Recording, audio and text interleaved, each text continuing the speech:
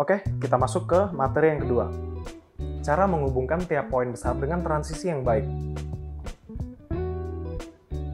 Nah, di sini ada beberapa strategi ya, cara menciptakan transisi yang baik nih. Yang pertama ada gunakan kata penghubung gitu.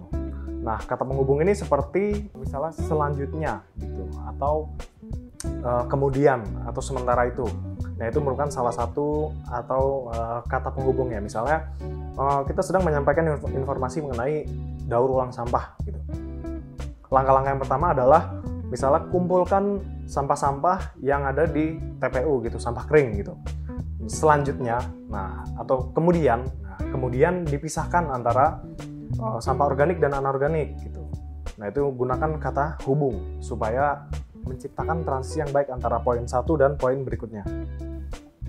Nah, selanjutnya adalah gunakan paralelisme. Nah, paralelisme itu adalah strategi di mana poin-poin itu adalah saling berhubungan atau mempunyai kemiripan gitu. Jadi, misalnya kita lagi membahas daur ulang sampah gitu ya. Nah, itu daur ulang sampah, misalnya kita sudah mengumpulkan sampah-sampah yang cukup banyak gitu ya.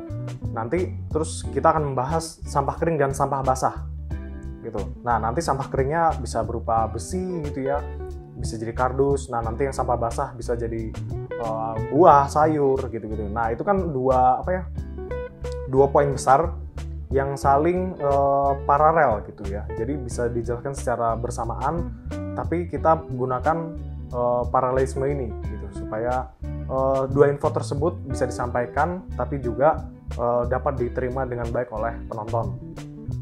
Terus selanjutnya kita menggunakan relevansi konten gitu. Nah, pastikan setiap poin besar yang dijelaskan memiliki keterkaitan langsung dengan poin sebelumnya atau sesudahnya. Gitu. Jadi ketika kita menjelaskan misalnya daur ulang sampah, pasti sebelumnya kita bisa aja membahas tentang sebab dari banjir bandang gitu misalnya, sehingga kita harus memperbanyak daur ulang sampah supaya sampah-sampah yang di TPU itu berkurang atau yang menyumbat di saluran itu berkurang gitu. Nah, mungkin langkah selanjutnya bisa setelah didaur ulang sampah-sampah itu bisa diapakan. Nah, itu relevansi konten, yaitu relevansi antara poin ini dengan poin sebelumnya dan sesudahnya gitu. Oke, selanjutnya ada gunakan analogi dan ilustrasi. Nah, itu kita gunakan analogi dan ilustrasi seperti yang saya jelaskan secara singkat di video sebelumnya. Kita ketika menjelaskan sebuah teori yang lumayan berat gitu ya, dan nggak banyak orang tahu, kita harus menggunakan analogi gitu. Misalnya saya menjelaskan tentang web programming, yaitu ada front end dan back end gitu. Nah, dari kalian gitu ya, nggak banyak yang tahu apa arti front end dan back end gitu. Tapi ketika saya analogikan sebagai front end adalah konsep gambar piring gitu ya. Ketika kita di restoran, terus ini front end itu adalah sebuah gambar piring yang berisi makanan, baru gambar-gambarnya aja. Nah, lalu back end itu adalah dapurnya gitu, yang masak, yang nyusun gitu. Nah, nanti yang sehingga yang di-serve itu, yang disajikan itu adalah yang piring jadinya gitu. Nah, itulah back end dan front end.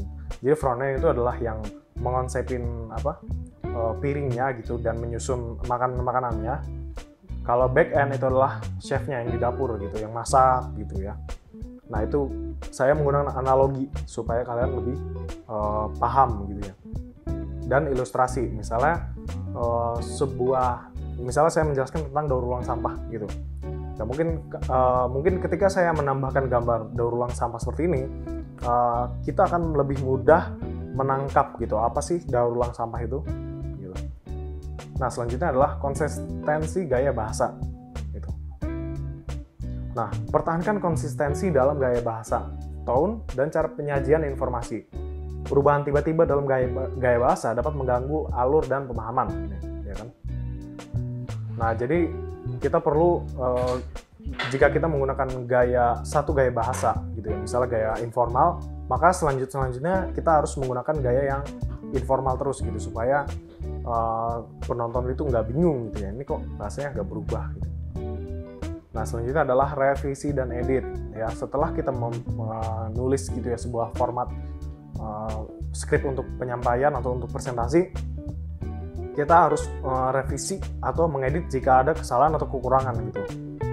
Nah, selanjutnya adalah petunjuk perpindahan ke poin berikutnya. Nah, sesuaikan penutup setiap poin besar dengan petunjuk atau preview yang merinci poin berikutnya. Gitu. Misalnya, saya lagi membahas dampak perubahan lingkungan. Nah, di akhir penjelasan dari dampak perubahan lingkungan, saya akan memberikan preview yang atau petunjuk untuk poin apa yang selanjutnya akan dibahas gitu. Jadi, misalnya perubahan lingkungan, selanjutnya adalah mungkin daur ulang sampah. Nah, itu kan saling berkaitan tuh antara poin sebelumnya dan selanjutnya. Gitu. Nah, yang ke-8 ada storyboarding gitu. Nah, storyboarding ini membantu kita memvisualisasikan informasi yang akan kita sampaikan gitu kepada penonton, gitu ya.